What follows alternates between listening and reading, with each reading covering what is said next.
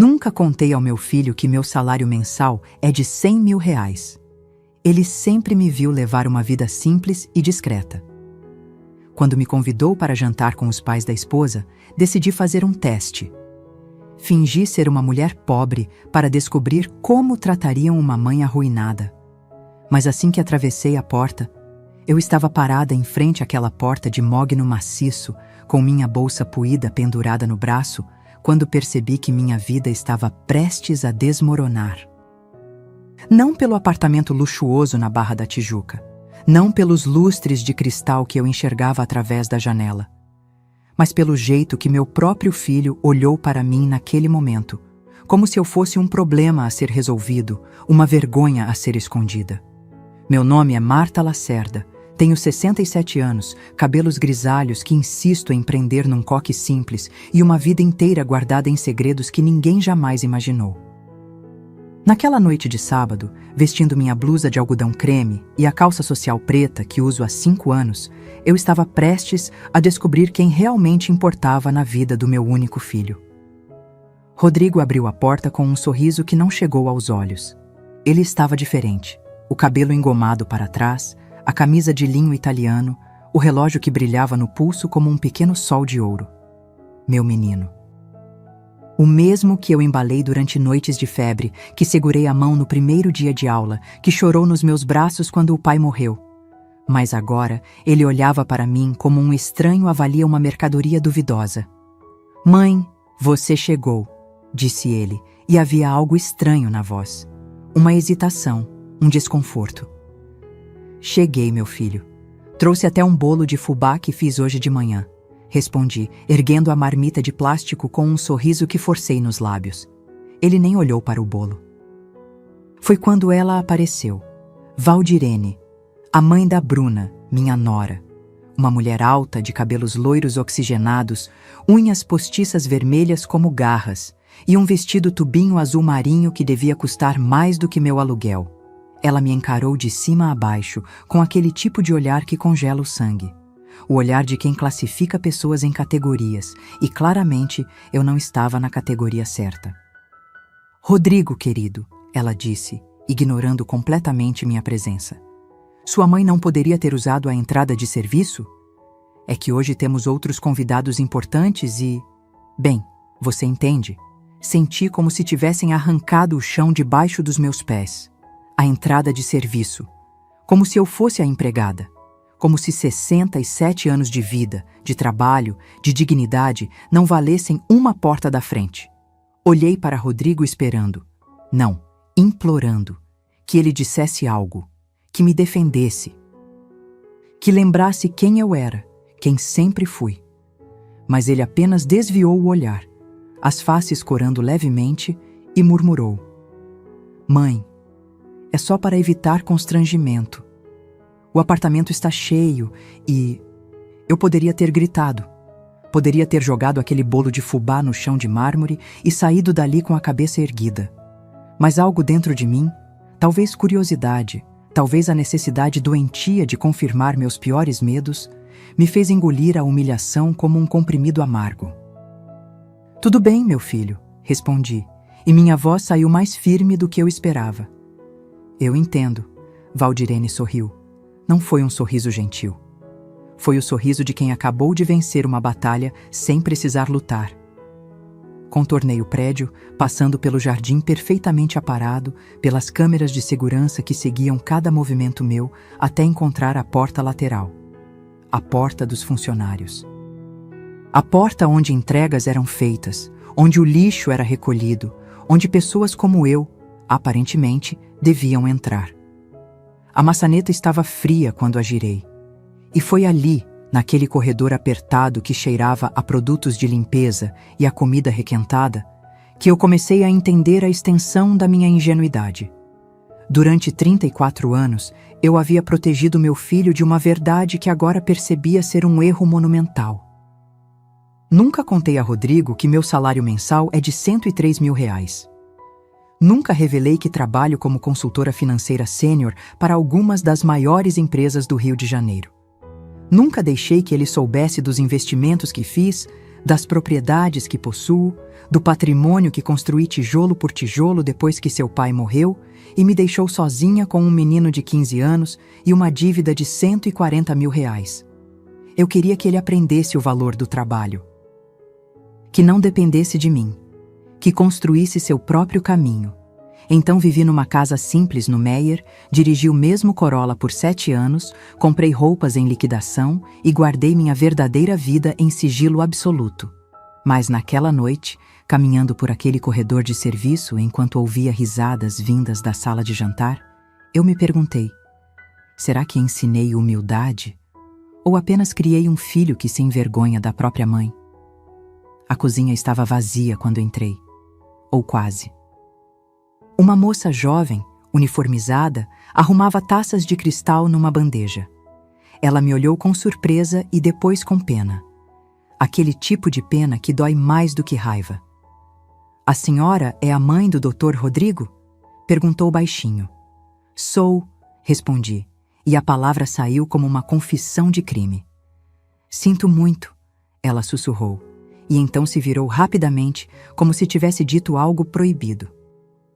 Fiquei ali parada, segurando minha marmita de bolo de fubá como uma idiota, quando Valdirene entrou na cozinha com a mesma expressão de superioridade que uma rainha usa ao visitar os estábulos. Marta, querida, ela disse, e a palavra querida soou como veneno destilado. Você pode esperar aqui. Vamos jantar primeiro com nossos convidados e depois... Bem, vemos o que sobra para você. Tudo bem assim? Não era uma pergunta. Era uma ordem disfarçada de gentileza. Eu poderia ter confrontado. Poderia ter revelado tudo ali mesmo. Mas há momentos na vida em que você precisa deixar as pessoas mostrarem quem realmente são. E naquela cozinha perfumada com cheiro de salmão grelhado e molho de alcaparras, eu decidi fazer exatamente isso. Tudo bem, Valdirene, respondi com um sorriso que praticamente me cortou a boca. Eu espero. E esperei, sentada num banquinho de plástico ao lado da geladeira duplex, enquanto ouvia conversas animadas, brindes, gargalhadas, vozes que não me incluíam. Um jantar onde eu era apenas a intrusa tolerada, mas o que eles não sabiam, o que ninguém naquela casa luxuosa imaginava, era que eu não estava apenas esperando por comida. Eu estava esperando pelo momento certo de mostrar que subestimar uma mulher de 67 anos que construiu um império em silêncio é o tipo de erro que se paga muito, muito caro. E o pior ainda, não tinha acontecido. Enquanto ficava ali sentada naquele banquinho de plástico, observando a moça do uniforme ir e vir com bandejas de entrada, canapés de salmão defumado, brusquetas de tomate seco, camarões ao alho que exalavam um aroma que fazia meu estômago roncar, minha mente começou a viajar. Não para frente, mas para trás. Para os lugares escuros da memória onde guardamos as verdades que doem demais para serem revisitadas. 15 anos. Fazia 15 anos que eu havia tomado a decisão mais importante e mais silenciosa da minha vida. E agora, naquela cozinha gelada onde me tratavam como invisível, eu precisava entender se tinha feito a escolha certa. Fecha os olhos e volta comigo. Volta para uma manhã de segunda-feira, 7 de abril de 2010, o dia que mudou absolutamente tudo. Eu estava no escritório da Ferraz em Associados, uma firma de consultoria empresarial no centro do Rio, onde trabalhava como analista financeira havia 8 meses. O salário era modesto, R$ 4.500 mensais, mas era honesto. Eu precisava daquele dinheiro.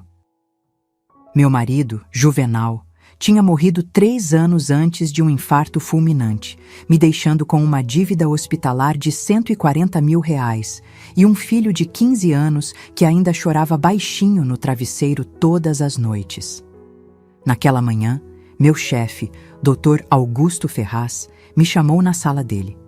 Um homem de 50 e poucos anos, cabelos brancos nas têmporas, óculos de armação dourada e uma reputação impecável no mercado financeiro. Ele estava analisando planilhas quando entrei. Marta, senta aqui, disse ele, apontando a cadeira de couro na frente da mesa. Eu sentei com o coração acelerado, pensando que tinha cometido algum erro grave. Mas o que ele disse em seguida me deixou sem ar. Você salvou a conta da Petroconstruct. Aquela auditoria que você fez identificou um desvio de 3.200.000 reais que ninguém, absolutamente ninguém da equipe deles, tinha percebido. Ele tirou os óculos e me olhou diretamente nos olhos. Afafa, você tem um talento raro, Marta. Um olho para números que eu nunca vi em 40 anos de carreira. Eu não sabia o que dizer. Apenas balancei a cabeça, sentindo meu rosto esquentar. Quero te propor algo, continuou o Dr. Augusto. Te fazer consultora sênior da firma, salário inicial de 18.000 reais. E conforme você pegar mais contas, pode chegar a muito mais. O que você acha? 18.000 reais. 4 vezes o que eu ganhava. Dinheiro suficiente para pagar as dívidas, colocar Rodrigo numa escola melhor, talvez até começar a sonhar com uma vida que não fosse apenas sobrevivência. Eu aceitei naquele mesmo instante. E foi ali que tudo começou. Não apenas minha carreira, mas também minha decisão de esconder quem eu estava me tornando. Porque 3 meses depois daquele dia, eu já estava ganhando 26.000 reais por mês. 6 meses depois, 38.000. 1 ano depois, 52.000. As empresas me procuravam não apenas para auditorias, mas para reestruturações financeiras completas, para estratégias de investimento, para salvar negócios à beira da falência. Eu tinha virado uma referência silenciosa no mercado.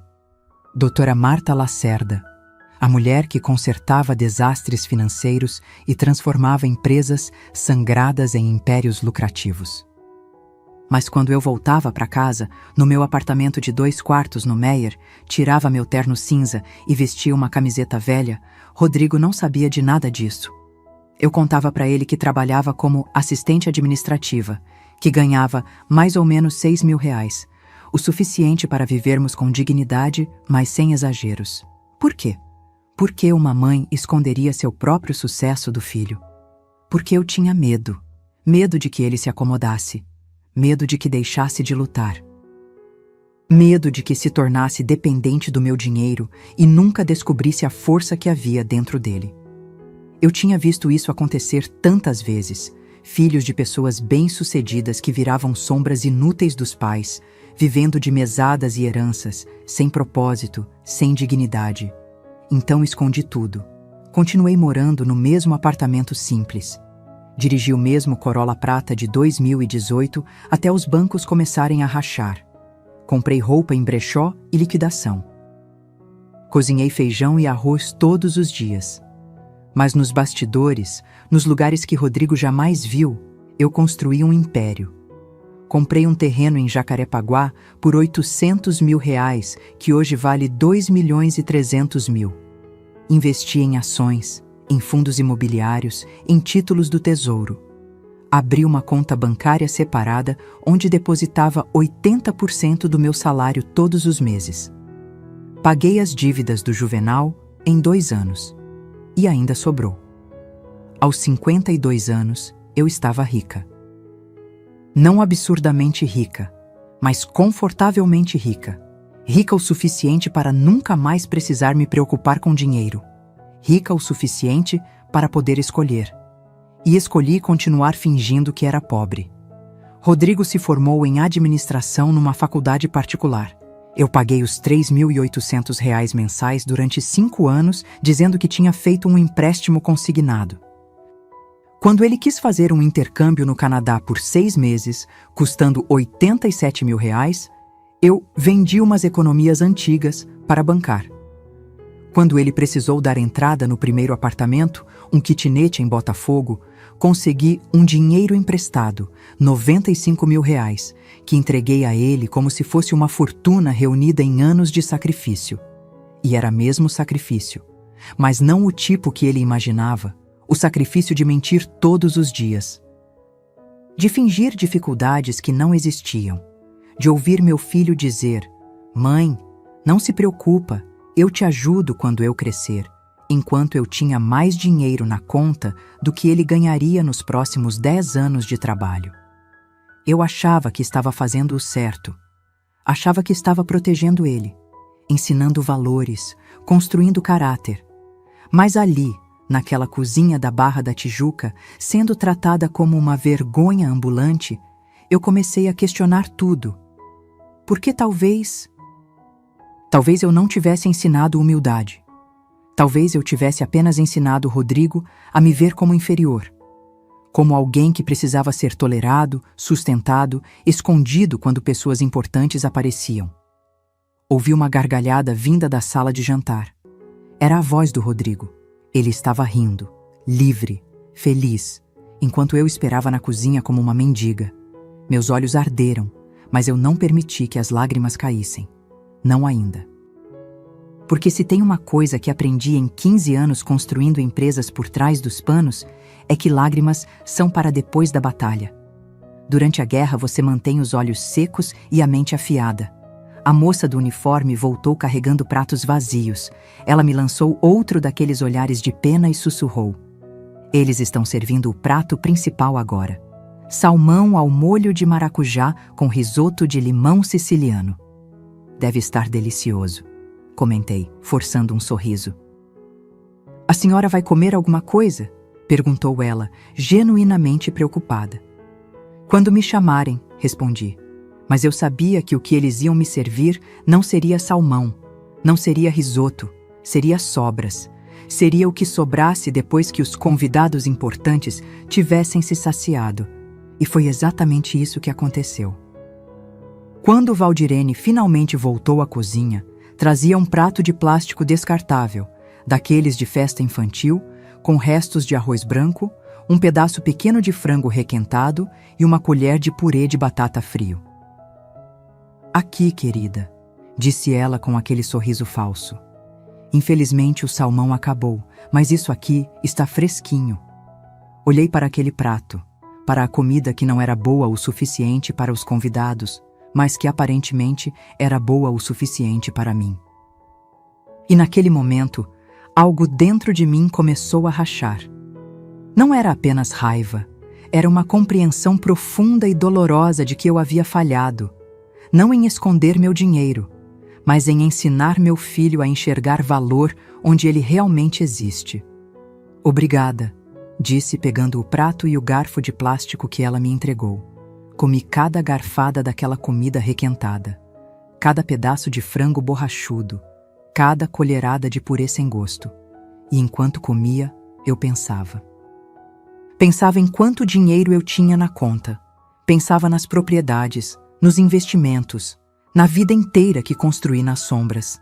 E pensava em como ia usar tudo isso para dar uma lição que meu filho jamais esqueceria. Porque às vezes, a maior vingança não é mostrar quem você é deixar que descubram quem você sempre foi quando já for tarde demais. Terminei de comer aquele prato de plástico às 8h23 da noite. Sei a hora exata porque olhei para o relógio de parede da cozinha.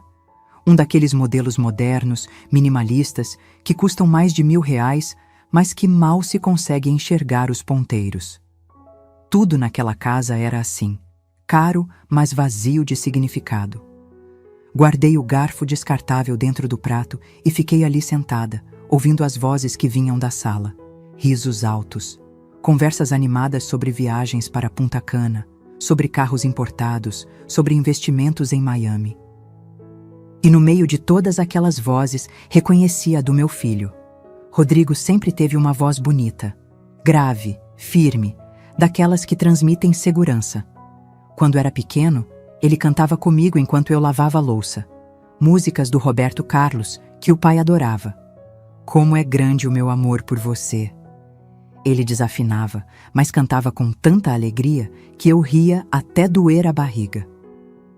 Agora, aquela mesma voz falava sobre retorno sobre investimento, diversificação de portfólio, aquisição de imóveis em áreas nobres.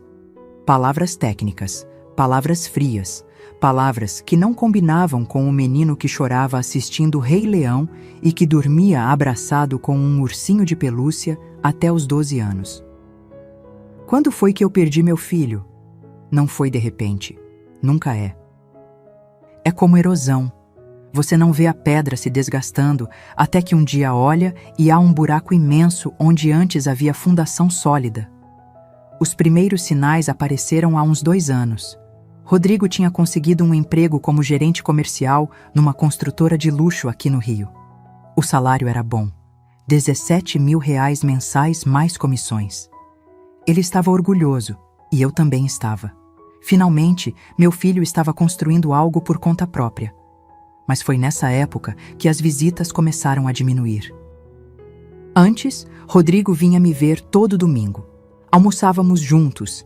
Ele levava a roupa suja para eu lavar, mesmo eu dizendo que ele já era homem feito e precisava aprender.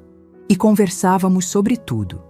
Sobre trabalho, sobre sonhos, sobre a solidão que os dois sentíamos desde que Juvenal tinha partido. Depois que ele começou naquela construtora, os domingos se tornaram quinzenais, depois mensais, depois esporádicos. As desculpas eram sempre as mesmas: reunião de última hora, evento de networking, compromisso inadiável. Eu entendia, ou pelo menos tentava entender. Afinal, eu também trabalhava muito. Eu sabia o que era sacrificar tempo pessoal em nome da carreira, mas havia algo diferente no distanciamento do Rodrigo. Não era apenas falta de tempo, era vergonha. Lembro do dia em que percebi isso claramente. Foi num sábado à tarde, uns 8 meses atrás. Ele tinha me ligado dizendo que passaria rapidinho para pegar uns documentos antigos que precisava. Quando tocou a campainha, fui abrir a porta animada. Fazia 3 semanas que não o via. Mas quando abri, ele não entrou. Ficou parado no corredor do prédio, olhando para dentro do apartamento com uma expressão que me cortou ao meio. Era constrangimento, vergonha pura. Mãe, você não pensou em, sei lá, renovar um pouco as coisas aqui de casa? Ele disse, evitando meu olhar. Tipo, trocar esse sofá, pintar as paredes, comprar uma TV nova. Olhei ao redor, tentando ver o que ele estava vendo. O sofá de chenille marrom que eu tinha há 15 anos, mas que era confortável e estava limpo. A TV de 32 polegadas que funcionava perfeitamente bem.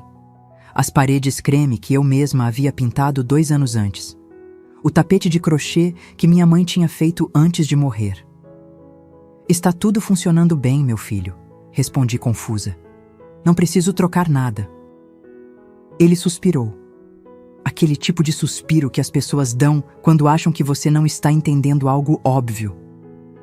É que, olha, eu não me importo, tá? Mas se um dia você quiser conhecer alguém, sei lá, começar a namorar de novo, esse visual meio antigo pode afastar as pessoas. Alguém, pessoas. Ele não estava preocupado comigo. Estava preocupado com a imagem, com o que outros pensariam se vissem onde a mãe dele morava. Rodrigo, eu tô bem assim, disse sentindo um nó se formar na garganta. Não preciso impressionar ninguém. Eu sei, mãe, eu sei.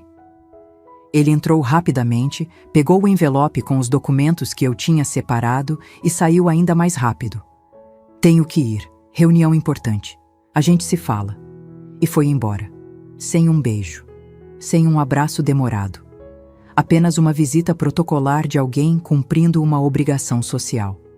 Depois daquele dia, as coisas pioraram. Quando ele conheceu Bruna, uma moça bonita, loira, com aquele jeito de quem sempre teve tudo na vida, as ligações diminuíram ainda mais. Ele me contou do relacionamento por telefone, de forma breve, quase como quem dá uma notícia de rodapé de jornal. E quando ele me convidou para conhecê-la, 3 meses depois, escolheu um restaurante no centro, longe da Barra onde ela morava, longe dos lugares chiques que eles frequentavam.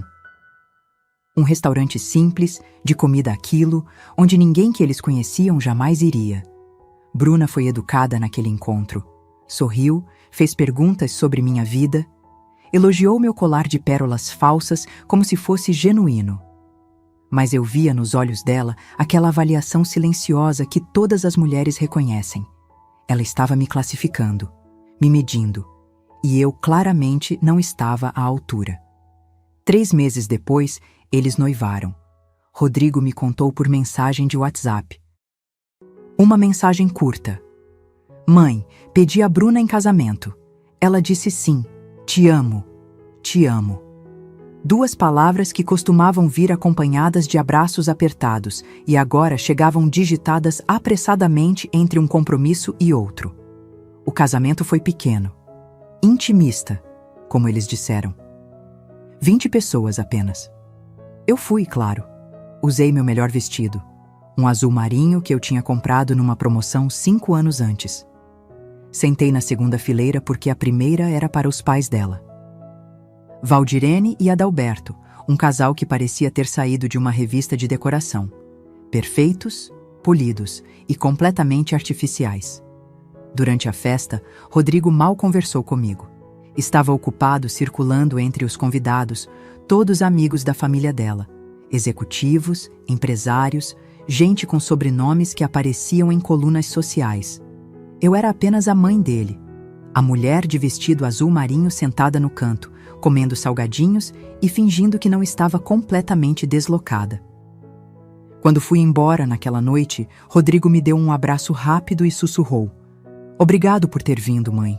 Como se minha presença no casamento do meu único filho fosse um favor que eu estava fazendo a ele. E agora, 6 meses depois, eu estava na cozinha da casa dos sogros dele, sendo tratada como uma intrusa, como alguém que precisava ser escondido. Como uma vergonha que ele carregava e que finalmente tinha encontrado um lugar apropriado, longe da vista, longe do julgamento, longe da verdade. Olhei para minhas mãos. Mãos de 67 anos, com manchas de idade e veias salientes. Mãos que construíram uma vida inteira. Mãos que seguraram meu filho quando ele era bebê, que assinaram contratos milionários, que digitaram relatórios que salvaram empresas. E meu filho não fazia ideia de nada disso. A moça do uniforme voltou à cozinha e me ofereceu um copo de suco de laranja com um sorriso gentil. Eu agradeci, e enquanto bebia aquele suco azedo, tomei uma decisão. Eu ia descobrir até onde essa humilhação chegaria. Até onde meu filho estava disposto a me rebaixar para agradar essas pessoas. E então, quando soubesse exatamente quem ele tinha se tornado, eu decidiria se ainda havia algo para salvar. Ou se era hora de deixá-lo descobrir sozinho o preço da ingratidão. Às 9 horas da noite, Valdirene finalmente me chamou para a sala de jantar. Não com um convite, com uma ordem disfarçada de gentileza que doía mais do que um tapa na cara. "Marta, querida, pode vir agora. Terminamos nossa parte do jantar." Levantei do banquinho com as pernas dormentes e segui ela pelo corredor. Cada passo ecoava no piso de porcelanato brilhante. Quando entrei na sala, o cenário me atingiu como um soco no estômago. A mesa imensa, de madeira nobre que devia custar uns 50 mil reais, estava coberta com uma toalha de linho branco. Taças de cristal refletiam a luz do lustre.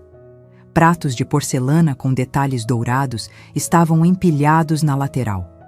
Restos de comida, cascas de camarão, ossos de cordeiro, guardanapos amassados, espalhavam-se como evidências de um banquete do qual eu não fiz parte. E ali, sentados como reis em seus tronos, estavam eles todos, Valdirene e Adalberto na cabeceira. Bruna ao lado do meu filho. Rodrigo com a gravata afrouxada, o rosto corado pelo vinho caro que brilhava na taça dele. E mais 4 pessoas que eu não conhecia, casais elegantes, perfumados, do tipo que frequenta clubes privados e vernissagens. Ninguém se levantou quando entrei. Ninguém puxou uma cadeira para mim. Mal olharam na minha direção. "Senta ali, Marta", disse Valdirene, apontando para uma cadeira no canto oposto da mesa, longe de todos, como se eu fosse uma criança sendo castigada. Sentei. O assento estava frio. E então percebi. Na minha frente não havia porcelana. Havia um prato descartável de plástico branco. Daqueles de aniversário infantil que custam R$ 10 o pacote com 50. Ao lado, um garfo e uma faca também de plástico. E um guardanapo de papel. Não de tecido como os que todos os outros usavam. Senti meu peito apertar, mas mantive o rosto neutro, impassível. Porque se tem uma coisa que aprendi em décadas lidando com empresários arrogantes e executivos prepotentes, é que você nunca, jamais, deixa eles verem que te atingiram. A moça do uniforme trouxe meu prato. Não era salmão, não era risoto.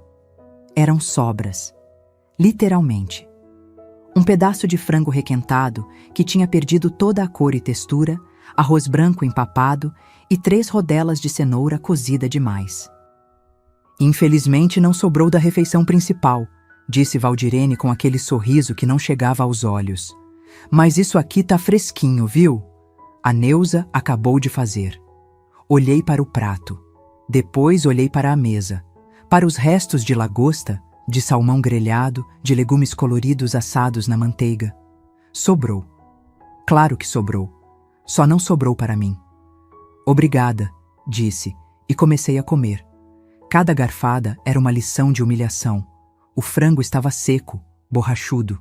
O arroz, sem sal.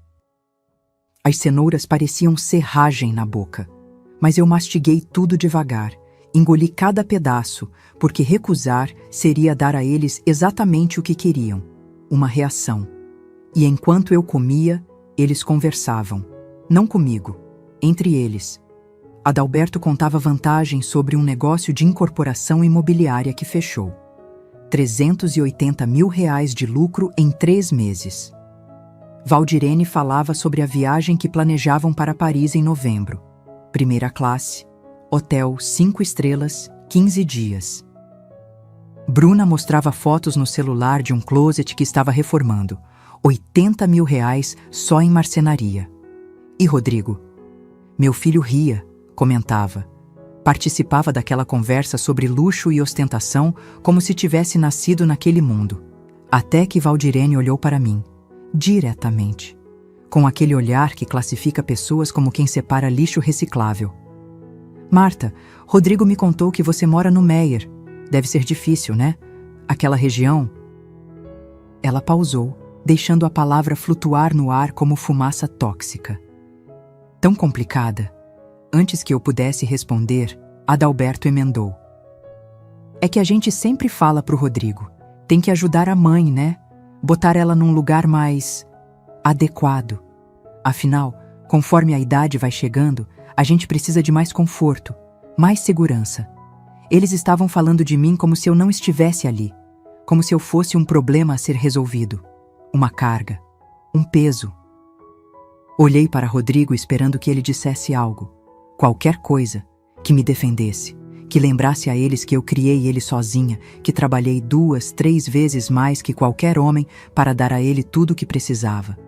Mas Rodrigo apenas bebeu mais vinho e murmurou. A gente tá vendo isso, sogro. É uma questão de tempo. Uma questão de tempo. Como se eu fosse um projeto de caridade. Como se minha vida inteira pudesse ser resumida a uma questão de tempo, até que alguém decidisse o que fazer comigo. Foi nesse momento que um dos convidados, um homem grisalho de terno cinza, comentou. O importante é a família cuidar, né? Tem tanta gente que abandona os pais em asilo público. Verdadeira crueldade. Asilo. A palavra pairou na sala como um abutre sobre carniça. E então ouvi algo que congelou meu sangue. Bruna, rindo baixinho, cochichou para a amiga ao lado dela. Mais alto o suficiente para eu ouvir. Imagina ter que sustentar sogra pobre pro resto da vida. É tipo herdar dívida. Ela riu.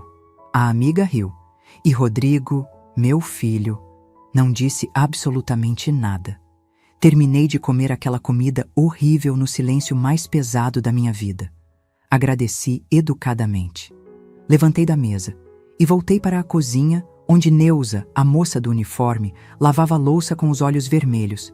Ela também tinha ouvido. Sinto muito. Ela sussurrou de novo. Não precisa, respondi. Às vezes a gente precisa ver quem as pessoas realmente são antes de decidir o que fazer com elas. E naquela noite, saindo pela porta de serviço como tinha entrado, eu já sabia exatamente o que fazer. Só faltava o momento certo de executar. Antes de sair, pedi para usar o banheiro. Valdirene fez uma cara de desgosto, como se eu tivesse pedido para dormir na cama de hóspedes, mas acabou concordando com um gesto impaciente da mão. Usa o do corredor de serviço. É depois da lavanderia, última porta à esquerda. Segui pelo corredor estreito, passando pela área de serviço onde uma lavadora e secadora importadas zumbiam baixinho. O banheiro era pequeno, simples, claramente destinado aos funcionários. Mas estava limpo. Lavei as mãos, olhei para meu reflexo no espelho. Uma mulher de 67 anos com olhos cansados e um nó na garganta que não dissolvia. Respirei fundo. Mais alguns minutos e eu estaria longe dali. Longe daquela humilhação. Longe da prova viva de que tinha falhado como mãe. Quando abri a porta do banheiro, ouvi vozes vindas de algum lugar próximo. Vozes abafadas, mas intensas. Instintivamente, parei. A porta de um dos cômodos ao lado estava entreaberta. Uma fresta de luz escapava, formando uma linha dourada no chão. Era o escritório. E as vozes vinham de lá. Eu deveria ter ido embora. Deveria ter seguido meu caminho, pego minha bolsa e saído daquela casa sem olhar para trás. Mas algo me prendeu ali. Talvez intuição, talvez destino, talvez apenas a necessidade humana de confirmar que as coisas são tão ruins quanto parecem. Cheguei mais perto, e o que ouvi me destruiu. Olha, Rodrigo, eu entendo que é sua mãe. Era a voz de Adalberto, grossa, impaciente. Mas você precisa pensar no futuro, na sua família, na Bruna, nos netos que vocês vão ter. Silêncio. Depois, a voz de Valdirene, ácida como vinagre. Sua mãe não tem nada, querido. Absolutamente nada. Ela é um peso financeiro que só vai aumentar com o tempo. Remédios, consultas, tratamentos. Você vai bancar tudo isso sozinho enquanto ela vive naquele apartamento velho pagando aluguel? Ela não paga aluguel. A voz do Rodrigo soou baixa, quase envergonhada. O apartamento é dela. Pior ainda, Valdirene praticamente gritou. Quer dizer que tem um imóvel parado lá, sem render nada, enquanto ela poderia vender e usar o dinheiro para... Para o quê, mãe? Era a voz da Bruna agora, doce, mas calculista. A verdade é que aquele apartamento no Meier não vale quase nada. Talvez 150, 180 mil no máximo. Não resolve a vida dela nem por 5 anos. Meu coração batia tão forte que eu tinha certeza de que iam me ouvir. Mas tem aquele terreno, disse Adalberto, e eu senti o sangue gelar nas veias. O terreno em Jacarepaguá que você mencionou. Aquele sim tem valor. É, Rodrigo suspirou. Meu pai comprou há muitos anos. Tá no nome da minha mãe. Ela nunca quis vender. Quantos metros? Perguntou Adalberto com o tom de quem estava fazendo cálculos mentais. 1.200 metros quadrados, bem localizado, perto do Via Park Shopping. Houve uma pausa. Eu podia quase ouvir os neurônios deles trabalhando, calculando, planejando. Isso vale facilmente 2 milhões, disse Adalberto, e a ganância na voz dele era palpável. Talvez 2,5 se negociar direito com alguma construtora. Você trabalha no ramo, Rodrigo. Conhece gente. Esse terreno é uma mina de ouro parada. Mas ela não quer vender, Rodrigo repetiu, e havia frustração na voz. Já tentei conversar sobre isso. Ela diz que é herança sentimental do meu pai. Herança sentimental. Valdirene riu com escárnio. Deixa eu te dizer uma coisa, meu filho. Sentimento não paga conta. Sentimento não garante futuro. Essa teimosia dela vai acabar prejudicando você. O que a senhora sugere? Perguntou Bruna, e o interesse na voz dela era nítido. Outra pausa. Mais longa dessa vez. Perigosa. Olha, eu não queria ter que falar isso, começou Valdirene, e eu sabia que o que viria a seguir seria terrível. Mas tem maneiras legais de resolver situações assim. Quando uma pessoa idosa começa a dar sinais de, digamos, confusão mental, incapacidade de gerir o próprio patrimônio. A senhora está falando de interdição? A voz de Rodrigo tinha um quê de choque. Estou falando de proteger sua mãe dela mesma, Valdirene rebateu rapidamente. E de proteger você. Você é filho único. Herdeiro legítimo. Esse terreno um dia vai ser seu de qualquer jeito. A questão é, você quer esperar mais 20 anos enquanto ele fica lá parado ou quer garantir o futuro da sua família agora? Mas ela não tá senil, Rodrigo murmurou. Ela tá bem, lúcida. Por enquanto, disse Adalberto com frieza cirúrgica. Mas conforme a idade avança, essas coisas aparecem. E quando aparecerem, já pode ser tarde. Já pode ter vendido o terreno para qualquer espertalhão que apareça, ou doado para a igreja, ou quem sabe deixado em testamento para alguma instituição. O pai tem razão, amor. Bruna entrou na conversa, e a traição na voz da minha nora doía mais do que eu esperava. A gente não tá falando de fazer mal para ela. A gente tá falando de cuidar dela. Colocar num lugar apropriado, com assistência, onde ela tenha conforto e segurança. Tem aquele asilo municipal em Campo Grande, sugeriu Valdirene. Público, mas dizem que é limpo. Ela teria comida, remédio, atividades. Asilo municipal. Público. Eles estavam planejando me trancar num asilo público, enquanto ficavam com 2 milhões do meu terreno. Eu não sei, Rodrigo disse. E pela primeira vez naquela conversa horrível, havia dúvida na voz dele. Hesitação. Talvez um resto de consciência. Ela é minha mãe. Ela me criou sozinha. Trabalhou feito louca para me dar tudo. E agora é sua vez de retribuir, cortou Valdirene, garantindo que ela seja cuidada adequadamente. Rodrigo, filho, você precisa ser racional. Sua mãe não tem dinheiro, não tem futuro, não tem nada para deixar além desse terreno que ela está desperdiçando por teimosia sentimental. Silêncio. Um silêncio que durou séculos. E então, meu filho, meu único filho, o menino que eu segurei no colo, que eu embalei durante pesadelos, que eu protegi do mundo inteiro, disse: deixa eu pensar nisso. Não foi um não, foi um deixa eu pensar. Minha mão cobriu a boca para abafar o som que queria escapar. Não era choro. Era algo mais primitivo, mais doloroso. Era o som de um coração se partindo em pedaços tão pequenos que nunca mais poderiam ser remontados.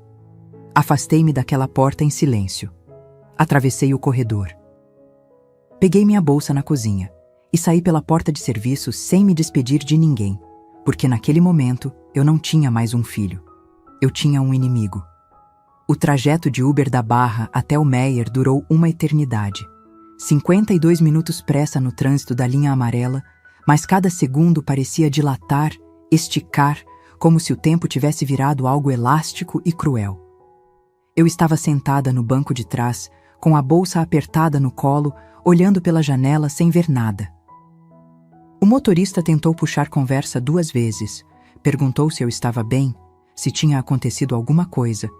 Eu apenas balancei a cabeça e murmurei: estou ótima, obrigada. Ele captou o recado e ligou o rádio baixinho. Uma música sertaneja tocava, falando sobre amor e traição. E a ironia era tão cruel que eu quase ri. Quase. Quando finalmente cheguei em casa, eram quase 11 da noite. O prédio estava silencioso. Subi os 4 andares de escada, o elevador estava quebrado há 3 semanas e o síndico ainda não tinha chamado o técnico, com as pernas pesadas como chumbo. Cada degrau era uma lembrança, cada passo, uma facada. Abri a porta do apartamento e fui recebida pelo silêncio. Aquele silêncio denso, absoluto, que só quem mora sozinho conhece de verdade. Acendi a luz da sala. O sofá marrom de chenille me olhava de volta. A TV antiga no rack de MDF. O tapete de crochê da minha mãe. Tudo simples. Tudo humilde. Tudo que meu filho tinha se envergonhado. Larguei a bolsa no sofá, tirei os sapatos e fui até a cozinha. Abri a geladeira. Havia um resto de frango de ontem, uma tigela com salada de tomate e uma jarra de suco de maracujá. Fechei a porta sem pegar nada. Não tinha fome. Tinha algo muito pior do que fome. Tinha vazio. Voltei para a sala e sentei no sofá. Apenas sentei. Fiquei ali olhando para a parede por tempo indeterminado. 10 minutos. 20, 1 hora, não sei. O relógio na parede marcava os segundos com aquele tic-tac irritante que de repente parecia alto demais, invasivo demais.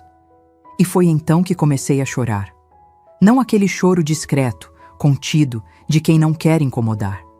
Foi um choro violento, gutural, que veio das profundezas de um lugar que eu nem sabia que existia dentro de mim. Soluços que sacudiam meu corpo inteiro, lágrimas que queimavam o rosto e embaçavam a visão. Chorei pela mulher idiota que achou que esconder dinheiro ia ensinar valores. Chorei pelo filho que perdi sem perceber quando. Chorei pelos 34 anos de sacrifícios que foram jogados no lixo como aquele prato de plástico descartável. Chorei por Juvenal, meu marido, que não estava ali para me dizer que tudo ia ficar bem, mesmo que fosse mentira. As lágrimas caíam e eu não tentava parar. Porque depois de 67 anos segurando tudo, aguentando tudo, sendo forte para todo mundo, eu tinha direito de desmoronar. Tinha direito de sentir aquela dor que me rasgava por dentro como vidro moído. Rodrigo tinha sido minha razão de viver. Depois que Juvenal morreu, foi ele que me manteve de pé. Cada manhã que eu acordava era por ele. Cada contrato que assinava, cada cliente que conquistava, cada real que ganhava, tudo era por ele, para garantir o futuro dele. Para que nunca passasse necessidade, para que tivesse oportunidades que eu não tive. Paguei R$ 3.800 mensais durante 5 anos para ele estudar administração numa faculdade particular. R$ 28.800 por ano. R$ 144 mil no total. Dinheiro que eu poderia ter usado para trocar de carro, para reformar o apartamento, para viajar pelo mundo. Quando ele quis fazer intercâmbio no Canadá, eu não hesitei. R$ 87 mil. Disse a ele que tinha vendido umas economias antigas. Ele acreditou sem questionar. Passou 6 meses em Vancouver aprendendo inglês, conhecendo gente, vivendo experiências, e voltou diferente, mais polido, mais ambicioso, mais distante. Depois teve a entrada do apartamento. R$ 95 mil que entreguei a ele com um sorriso e uma mentira sobre dinheiro emprestado que vou pagar aos poucos. Ele pegou, assinou os papéis e 3 meses depois já estava reclamando que o apartamento em Botafogo era pequeno demais, longe demais, não tinha vaga de garagem. Somando tudo, tudo mesmo, eu tinha investido R$ 428 mil no meu filho ao longo dos últimos 15 anos. 428 mil. Dinheiro que dei com amor, com sacrifício, com a esperança de que ele se tornasse um homem de bem. E o que ele se tornou? Um homem que me escondeu pela porta de serviço, que me serviu comida em prato descartável, que ficou calado enquanto a sogra me humilhava, que estava considerando me internar num asilo público para roubar meu terreno. O choro ficou mais intenso, mais doloroso. Eu abraçava um dos almofadões do sofá como se fosse um salva-vidas no meio de um oceano revolto. E gritava. Gritava mesmo, ali sozinha no meu apartamento velho, deixando sair toda aquela dor que tinha sido represada durante anos. Por quê? Eu gritei para o teto, para Deus, para o universo. Por que eu fiz tudo errado? Onde foi que eu errei? Mas não havia resposta. Apenas o eco da minha própria voz, voltando vazio, oco, sem sentido. As horas passaram. Eventualmente, as lágrimas secaram. Não porque a dor tinha diminuído, mas porque o corpo humano tem um limite físico para o sofrimento. Fiquei ali sentada, com o rosto inchado, os olhos ardendo, o peito doendo como se alguém tivesse pisado em cima.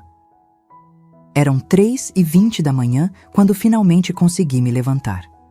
Fui até o quarto, me joguei na cama sem trocar de roupa e fechei os olhos. Mas não consegui dormir, porque na minha mente aquela conversa tocava em loop infinito. As vozes, as palavras, o plano, a traição. Deixa eu pensar nisso. 5 palavras que mataram qualquer resto de esperança que eu ainda tinha. Rodrigo não tinha dito não. Não tinha me defendido, não tinha se levantado e dito, jamais vou fazer isso com minha mãe. Ele tinha dito que ia pensar, que ia considerar, que talvez, só talvez, fosse capaz de me trair da forma mais vil possível. E naquele momento, deitada na escuridão do meu quarto, eu tomei uma decisão. Não ia mais chorar por ele, não ia mais implorar por migalhas de afeto, não ia mais fingir que era pobre, fraca, dependente. Ia mostrar para meu filho e para aquela família de víboras que o corrompeu exatamente quem era Marta Lacerda. E eles iam se arrepender de cada segundo daquela noite. Acordei na segunda-feira com os olhos ainda inchados e uma clareza mental que eu não tinha há anos. Não dormi mais que 2 horas, mas não estava cansada. Estava desperta, completamente desperta pela primeira vez em muito tempo. Levantei da cama às 6 da manhã, tomei um banho demorado e me vesti com cuidado. Não com as roupas simples que usava no dia a dia. Tirei do armário o terno cinza chumbo que usava para reuniões importantes, alfaiataria impecável, tecido italiano, corte perfeito. Calcei o escarpão preto de salto médio, prendi o cabelo num coque elegante, passei um batom nude discreto, olhei para o espelho e vi outra mulher, não a coitada do prato descartável, a doutora Marta Lacerda, consultora financeira sênior, a mulher que empresários respeitavam e temiam em igual medida. Preparei um café forte, comi 2 fatias de pão com manteiga e às 7h15 da manhã estava discando o primeiro número. Doutor Heitor, bom dia. É a Marta Lacerda. Preciso marcar uma reunião urgente. Hoje, se possível. Doutor Heitor Pamplona era meu advogado há 12 anos. Um homem sério, competente, com escritório na Presidente Vargas e uma reputação impecável em direito sucessório e patrimonial.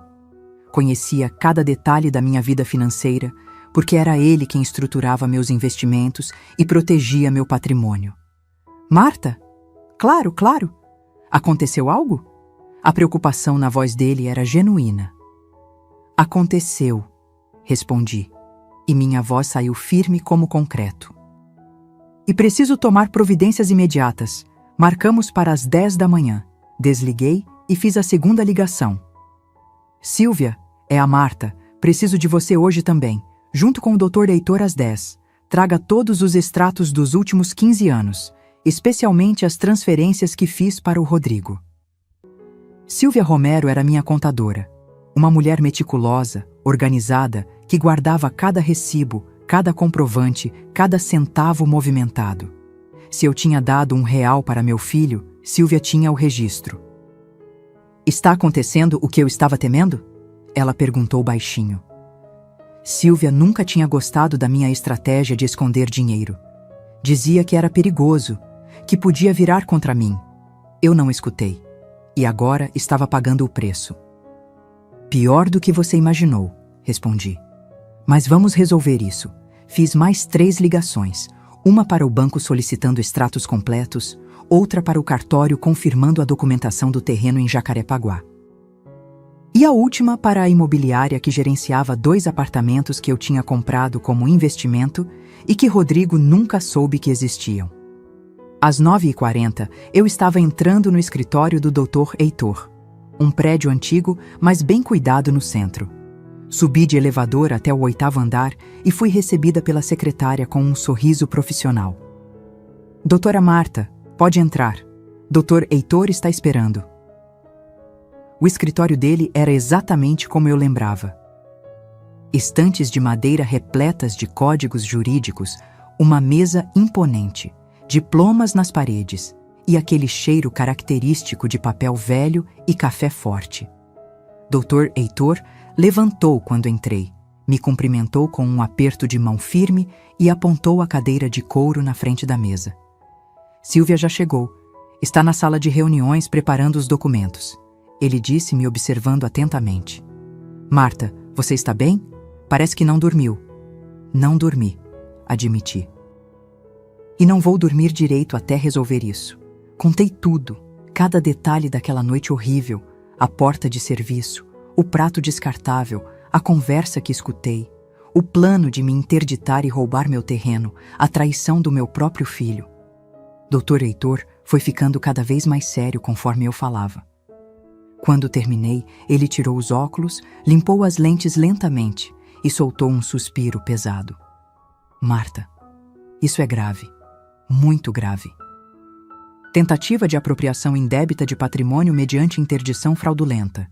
Se eles levarem isso adiante, é crime, pode dar cadeia.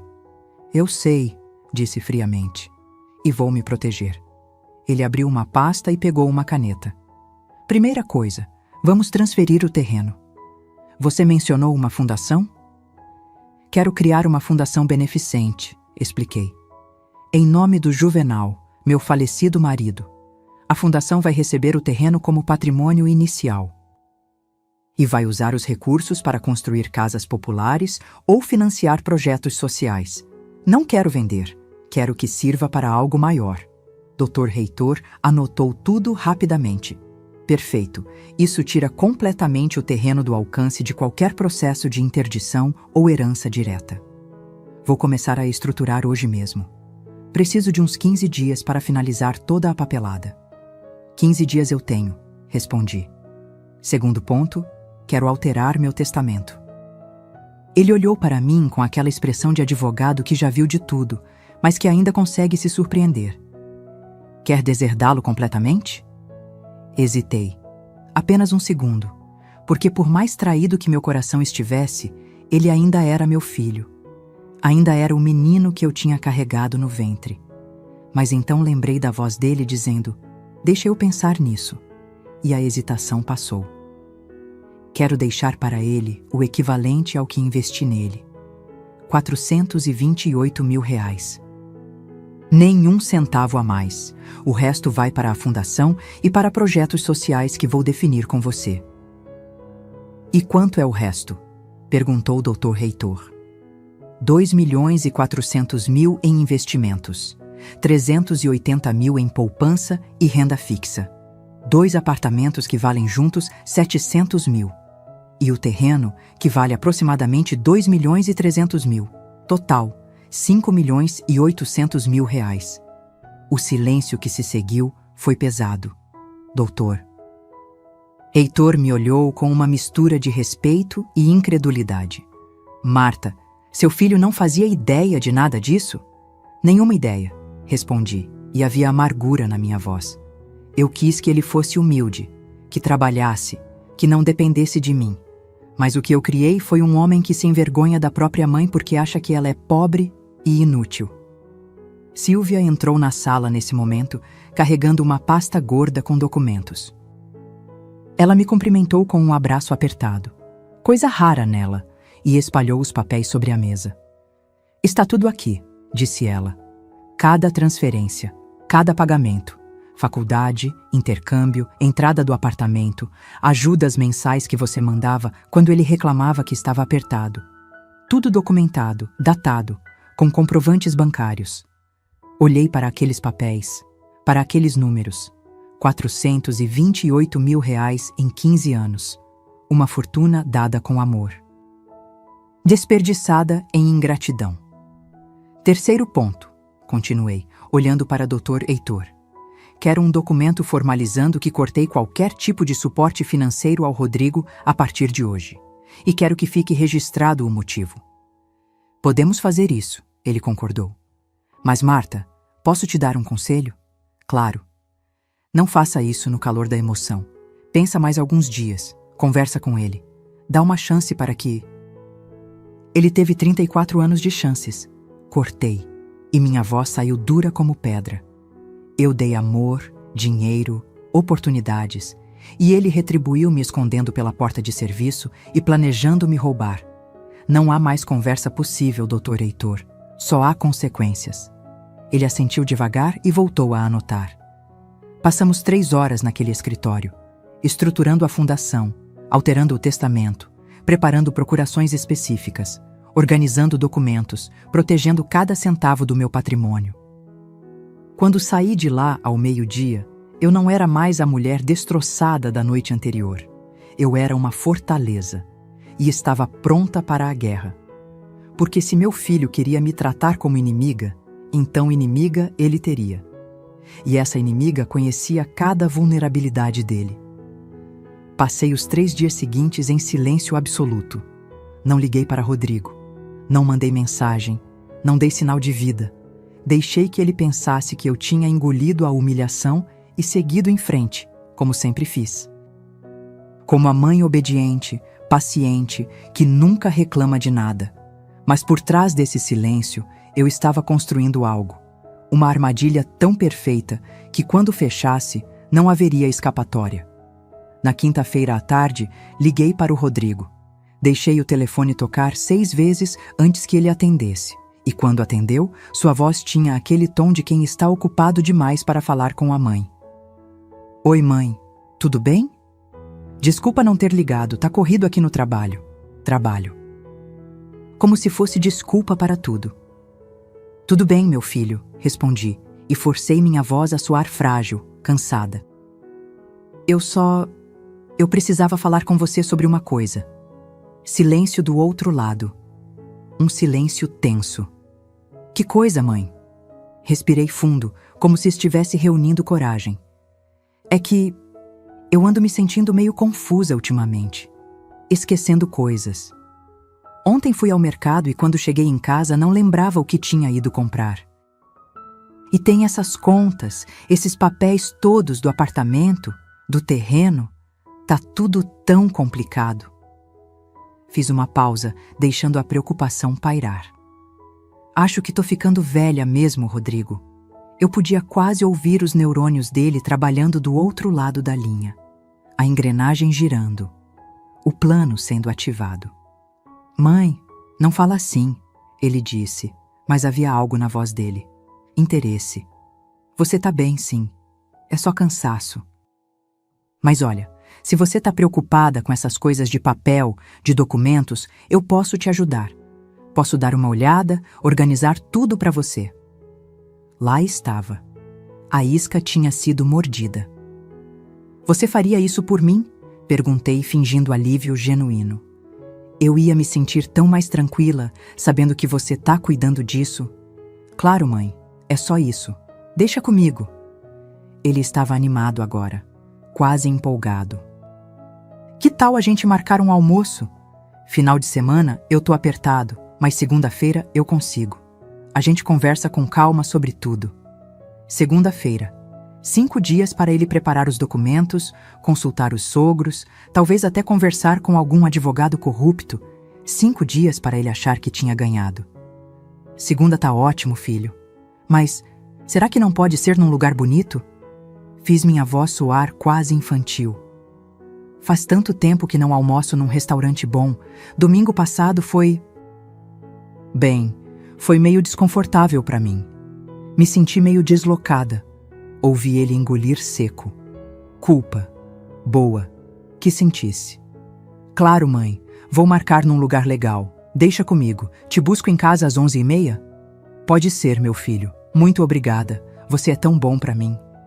Desliguei e olhei para o celular com um sorriso amargo nos lábios. Tão bom. Tão bondoso. Tão disposto a ajudar a mãe velha e confusa que estava começando a perder a cabeça. Mas o Rodrigo tinha cometido um erro fatal. Ele tinha subestimado a própria mãe. Liguei imediatamente para Dr. Heitor. Ele mordeu a isca, informei. Segunda-feira, 12h. Preciso que você esteja de prontidão. Onde vai ser o encontro? Ainda não sei. Ele vai escolher. Mas aposto que vai ser em algum lugar caro, cheio de gente da área dele. Quer parecer o filho exemplar que cuida da mãe. Precisa de testemunhas. Esperto, murmurou o Dr. Heitor, mas não esperto o suficiente. O que você precisa de mim? Que esteja com todos os documentos prontos, extratos, comprovantes, o histórico completo de tudo que dei a ele. E, principalmente, certidão atualizada do terreno mostrando que já não está mais no meu nome. A transferência para a fundação foi finalizada ontem. Ele confirmou. Já está tudo registrado em cartório. O terreno agora pertence à Fundação Juvenal Lacerda para a Habitação Popular. Irreversível. Fechei os olhos, sentindo um peso sair dos ombros. Perfeito. Segunda-feira, eu quero que você apareça no restaurante. Não logo no início, espere eu te ligar. E quando aparecer, traga tudo. Vai ser um prazer, Marta. Um prazer enorme. O fim de semana passou devagar. Sábado, limpei o apartamento de cima a baixo. Domingo, cozinhei feijão tropeiro e arroz, comi assistindo um filme antigo na TV e dormi cedo. Dormi profundamente pela primeira vez desde aquela noite horrível. Porque agora eu não era mais a vítima. Eu era a caçadora. Segunda-feira amanheceu ensolarada. Um daqueles dias de céu azul sem nuvens que o rio às vezes presenteia a gente. Me arrumei com cuidado. Vesti o mesmo conjunto simples de sempre. Calça preta, blusa bege, sapatos baixos. Deixei o cabelo solto. Nenhuma maquiagem. Queria parecer exatamente o que Rodrigo esperava. Uma senhora humilde, um pouco perdida, um pouco vulnerável. Ele chegou às 11h30 em ponto. Buzinou do carro, como sempre fazia, em vez de subir. Desci carregando minha bolsa velha de couro puído. Dentro dela, meu celular com o número do Dr. Heitor na descagem rápida. O BMW dele brilhava ao sol. Preto, impecável, com aquele cheiro de carro novo que invade as narinas assim que você abre a porta. Entrei e forcei um sorriso. Oi, meu filho. Que carro bonito. Comprei mês passado, ele disse com orgulho. Bluetooth, bancos de couro, câmera 360 graus. Uma máquina. Uma máquina de R$250 mil, enquanto a mãe dele comia em prato descartável. Mas não disse nada. Apenas concordei com a cabeça e deixei ele dirigir. 20 minutos depois, estávamos entrando no Prana Vegetariano, um restaurante sofisticado em Ipanema. Teto alto, decoração minimalista, clientela selecionada. Exatamente o tipo de lugar onde executivos almoçam e fecham negócios. Quando entramos, reconheci alguns rostos, empresários que eu já tinha assessorado. Uma diretora financeira que me respeitava profundamente. Um consultor que me devia um favor enorme depois que salvei a empresa dele de uma auditoria desastrosa. Eles me viram, reconheceram, mas eu desviei o olhar rapidamente, mantendo minha postura de senhora simples e invisível. Rodrigo pediu uma mesa perto da janela. Um garçom atencioso trouxe o cardápio, e o preço médio dos pratos passava fácil de R$80. Pede o que quiser, mãe, disse Rodrigo com generosidade performática. Hoje é dia de comemorar. Comemorar o quê? Nós. Nossa relação. E o fato de que vou cuidar melhor de você daqui pra frente. Cuidar. A palavra soava doce, mas eu sabia que era veneno. Pedimos. Ele, um risoto de cogumelos com trufas. Eu, uma salada com salmão grelhado. Conversamos amenidades enquanto esperávamos. Ele falou sobre o trabalho, sobre um contrato grande que estava negociando, sobre uma viagem que queria fazer com a Bruna.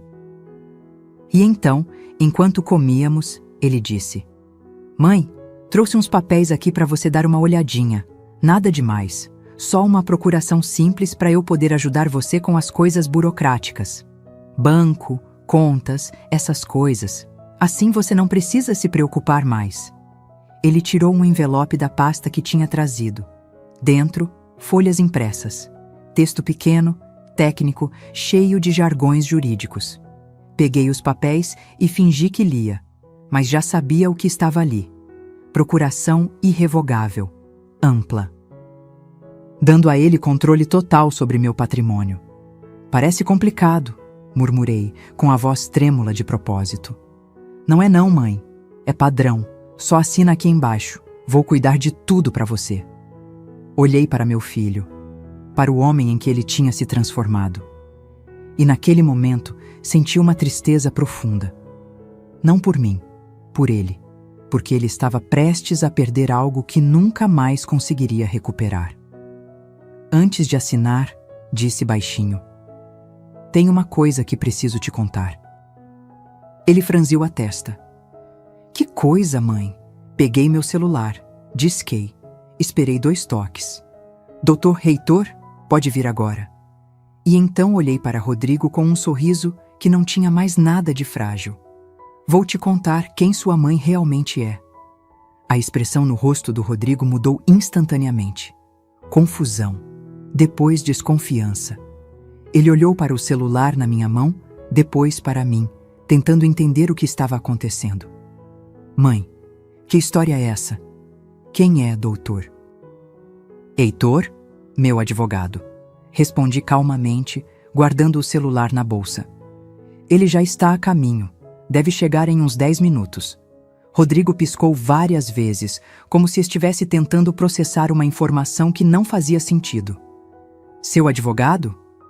Mãe, você não tem advogado. Você nem... Nem o quê, Rodrigo? Cortei e minha voz saiu diferente, firme, sem tremor. Nem tenho dinheiro para isso? Nem preciso de um? É isso que você ia dizer? Ele recostou na cadeira e pela primeira vez desde que entramos no restaurante pareceu nervoso. Não é isso. É só que... Você nunca mencionou que tinha um advogado. Tem muita coisa que eu nunca mencionei, respondi pegando o garfo e comendo um pedaço de salmão com calma deliberada. E hoje você vai descobrir todas elas. O silêncio que se instalou entre nós era denso, carregado.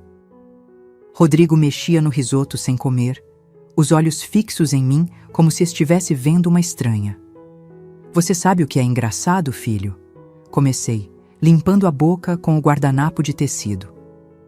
Durante 34 anos, eu trabalhei todos os dias da minha vida para te dar o melhor. Comida na mesa, roupa limpa, escola particular, faculdade, intercâmbio, apartamento, tudo. Eu sei, mãe, e sou grato. Deixa eu terminar. Minha voz cortou o dele como uma lâmina. Eu fiz tudo isso vivendo de maneira simples, modesta, porque eu queria que você aprendesse o valor das coisas, que não dependesse de mim, que construísse seu próprio caminho. Ele assentiu, ainda sem entender aonde eu queria chegar. Mas no processo de te ensinar humildade, continuei, e senti um nó se formar na garganta. Eu acabei ensinando outra coisa. Eu te ensinei a ter vergonha de mim. Mãe, eu nunca...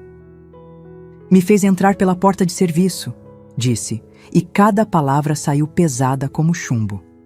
Me serviu comida em prato descartável enquanto todo mundo comia em porcelana. Ficou calado enquanto sua sogra me humilhava. E no final daquela noite, quando você achou que eu já tinha ido embora, ficou num escritório planejando me roubar. O rosto dele perdeu toda a cor, branco como o prato à nossa frente. Você ouviu? Cada palavra, confirmei. A conversa sobre interdição, sobre asilo público, sobre o terreno em Jacarepaguá que vale 2 milhões, sobre como seria melhor para todo mundo se eu fosse declarada incapaz. Rodrigo tentou falar, mas as palavras morreram na garganta. Ele olhou ao redor como se verificasse se alguém estava ouvindo, e então se inclinou para a frente, a voz saindo num sussurro desesperado. Mãe, não foi assim. Eu não ia fazer nada. Eles sugeriram, mas eu não. Eu só disse que ia pensar. Deixa eu pensar nisso. Repeti as palavras exatas dele. Não foi um não, Rodrigo. Foi uma consideração. Você considerou me trair, me roubar, me trancar num asilo enquanto ficava com meu patrimônio. Eu não ia fazer isso. Ele quase gritou, e algumas cabeças se viraram na nossa direção. Ele abaixou a voz novamente. Eu nunca faria isso com você. Eu só... Eles pressionaram, e eu não sabia como responder na hora. Então, deixa eu te ajudar a entender algumas coisas, disse, pegando a bolsa e tirando de dentro um envelope que eu tinha preparado. Essa procuração que você trouxe? Não vou assinar. Nunca vou assinar, porque diferente do que você pensa, eu não sou uma velhinha confusa que precisa de ajuda. Abri o envelope e coloquei na mesa uma folha impressa. Era meu extrato bancário do último mês. Rodrigo olhou, leu, e leu de novo, os olhos arregalando progressivamente. Isso não pode estar certo. Está corretíssimo, respondi. Saldo em conta corrente. 123 mil reais. Investimentos em renda fixa, 380 mil. Ações e fundos, 2 milhões e 400 mil. 2 apartamentos que valem 700 mil juntos. E o terreno? Bem, o terreno a gente já vai falar sobre ele. Rodrigo estava em choque. Completo, absoluto choque. A boca entreaberta, as mãos tremendo segurando o papel. Como eu tenho tudo isso? Completei a pergunta. Trabalhando, Rodrigo. Eu trabalho como consultora financeira sênior há 15 anos. Meu salário mensal é de 103 mil reais, às vezes mais, dependendo dos bônus. Eu salvo empresas. Reestruturou negócios. Faço auditoria de alto nível. Vários dos homens e mulheres que estão almoçando neste restaurante agora já foram meus clientes. Coloquei mais papéis na mesa, um por um. Contratos assinados com empresas conhecidas, certificações, cartas de recomendação. Doutora Marta Lacerda. Ele leu num dos documentos, a voz fraca. Você é a doutora. Marta Lacerda? Sou, confirmei. E sabe o que é mais triste? Você trabalha no mercado há anos e nunca conectou os pontos. Nunca percebeu que a consultora que salvou a Petroconstruct, que reestruturou a Alvorada Empreendimentos, que fez auditoria na Horizonte Urbana, era sua própria mãe. Ele estava abalado, completamente abalado. E eu não senti pena. Por que você nunca me contou? Perguntou, e havia acusação na voz. Por que mentiu para mim durante todos esses anos? Porque eu queria que você fosse forte, respondi, sentindo as emoções subirem. Queria que você trabalhasse, que lutasse, que não se tornasse mais um filho acomodado vivendo de mesada. Mas eu errei, Rodrigo. Errei feio. Você errou? Ele quase gargalhou, um riso amargo. Você mentiu para mim a vida inteira. E você planejou me roubar. Minha voz subiu, ecoando pelo restaurante. Silêncio total. Todos olhando. Eu te dei 428 mil reais ao longo de 15 anos. Paguei sua faculdade, seu intercâmbio, seu apartamento, tudo. E você retribuiu querendo me trancar num asilo e roubar meu terreno. Foi nesse momento que Dr. Heitor entrou no restaurante. Alto, de terno azul marinho, pasta de couro na mão. Ele caminhou diretamente até nossa mesa com a postura de quem está acostumado a tribunais e confrontos. Boa tarde, cumprimentou educadamente, puxando uma cadeira e sentando-se sem pedir licença. Rodrigo, eu presumo? Prazer, Dr. Heitor Pamplona, advogado da sua mãe. Rodrigo olhou de mim para ele, depois de volta para mim, completamente perdido. Trouxe os documentos que você pediu, Marta, disse Dr. Heitor, abrindo a pasta e espalhando papéis sobre a mesa. Primeiro, histórico completo de transferências financeiras feitas para Rodrigo Lacerda nos últimos 15 anos. Total documentado, 428 mil reais. Ele empurrou as folhas para frente. Rodrigo olhou. Estava tudo ali.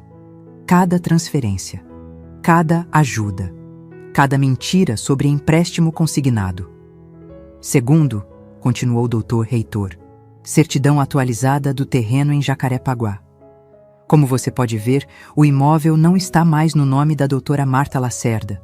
Foi transferido legalmente para a Fundação Juvenal Lacerda para a habitação popular. Irreversível, irrevogável.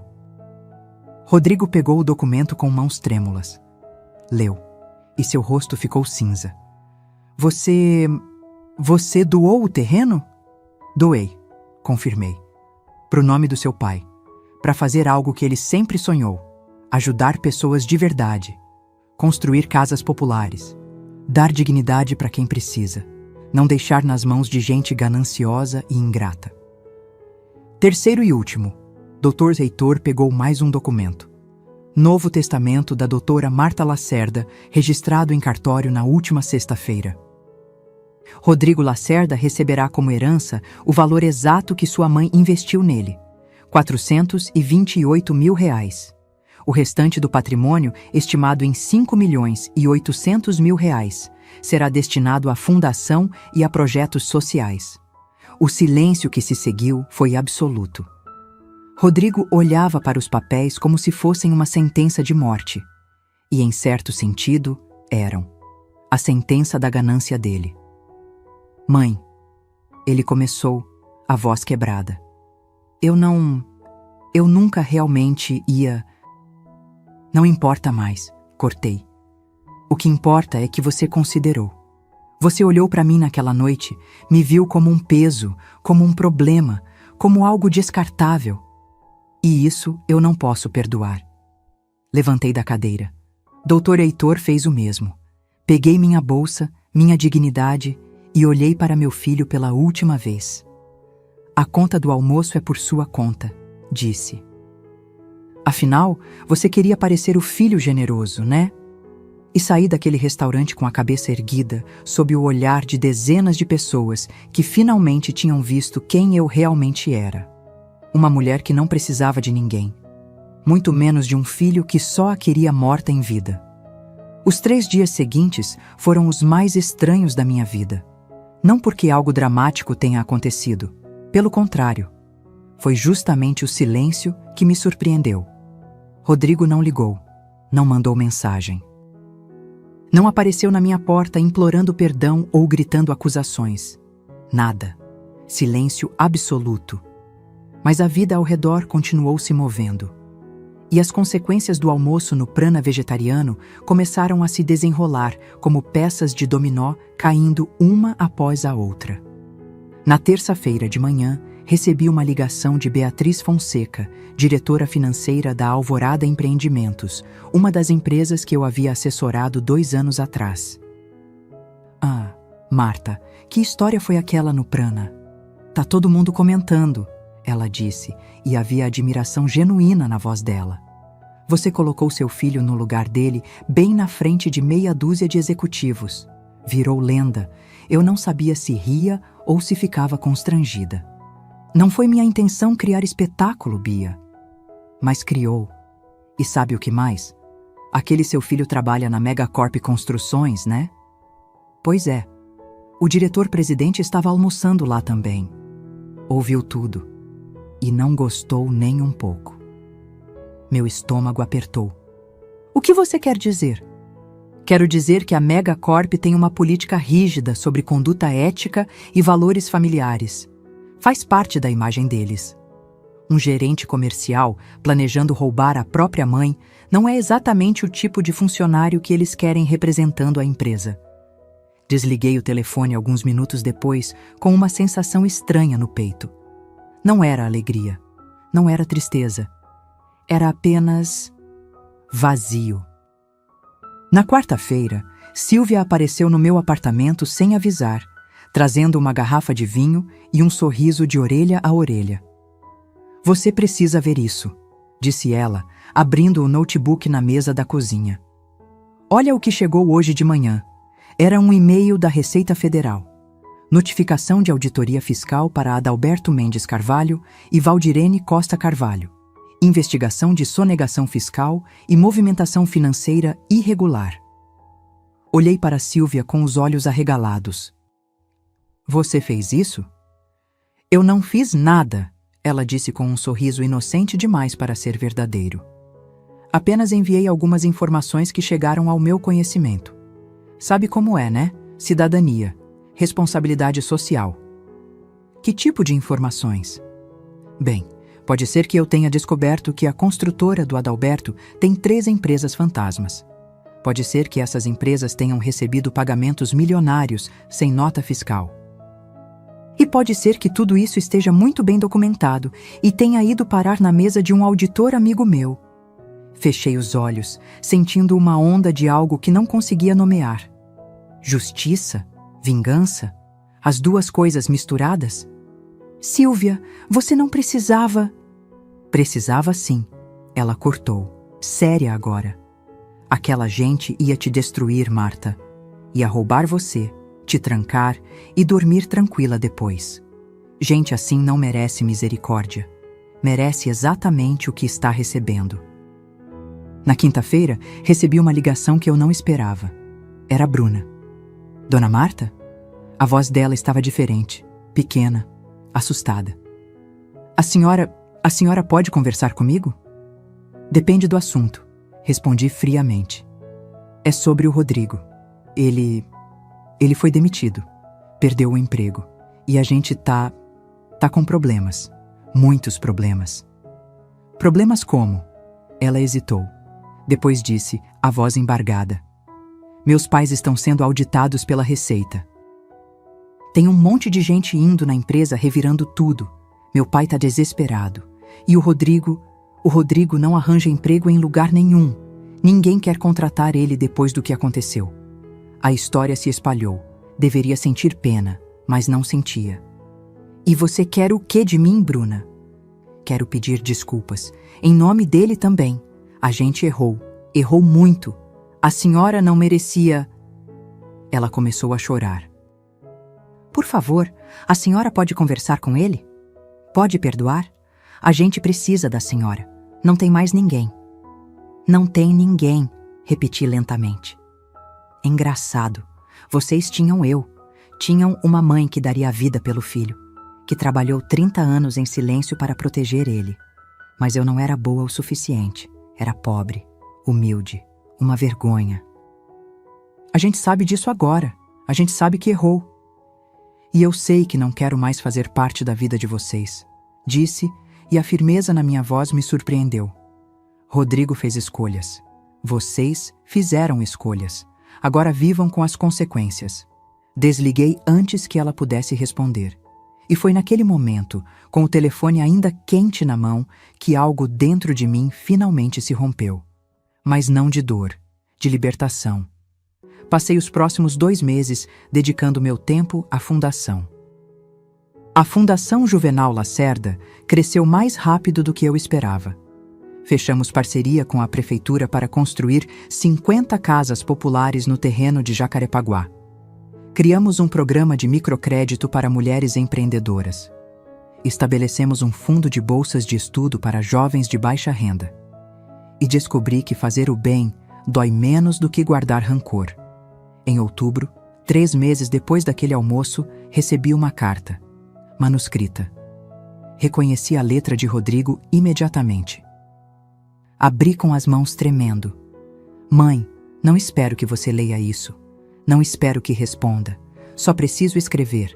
Eu estraguei tudo. Sei disso. Perdi meu emprego. Meu casamento está acabando. Bruna pediu divórcio semana passada. Perdi meus amigos, minha reputação e, principalmente, perdi você. Mas o pior de tudo é que eu olho no espelho e não reconheço quem eu virei. Quando foi que me tornei essa pessoa? Quando foi que comecei a medir as pessoas pelo tamanho da conta bancária? Quando foi que esqueci tudo que você me ensinou sobre caráter, sobre honra, sobre dignidade? Você tentou me mostrar que valor não está em dinheiro, mas eu aprendi a lição errada. Achei que você era fraca porque era simples. Achei que eu era melhor porque tinha carro caro e roupa de marca. Hoje eu não tenho nada disso. E descobri que sem você, eu não tenho nada mesmo. Não estou pedindo perdão. Não mereço. Estou apenas dizendo que sinto muito. E que vou passar o resto da vida tentando ser o homem que você merecia que eu fosse. Seu filho que te ama, mesmo não tendo o direito de amar, Rodrigo. Dobrei a carta lentamente. Coloquei de volta no envelope e guardei numa gaveta. Não respondi. Ainda não estava pronta. Talvez nunca estivesse, mas também não joguei fora. Porque apesar de tudo, ele ainda era meu filho. E mães não esquecem, apenas aprendem a se proteger.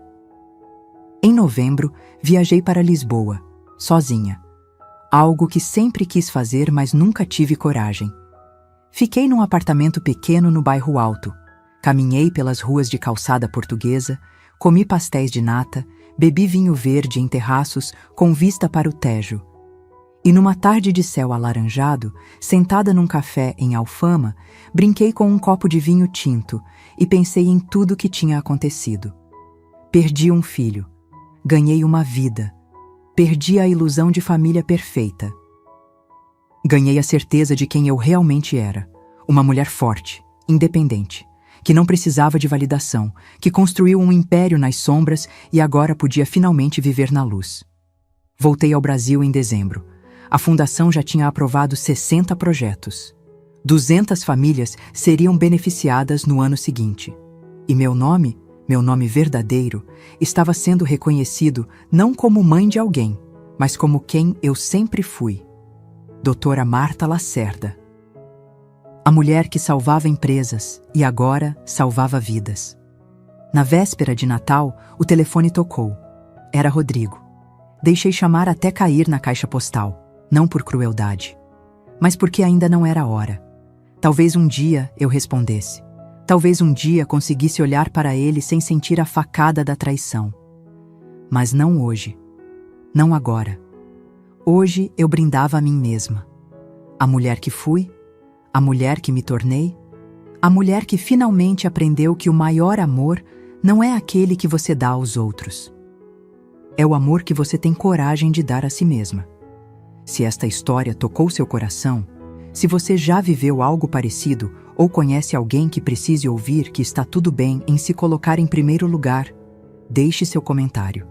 Escreva de onde você está assistindo e se inscreva no canal para continuar acompanhando histórias de mulheres que encontraram força onde ninguém imaginava que existia.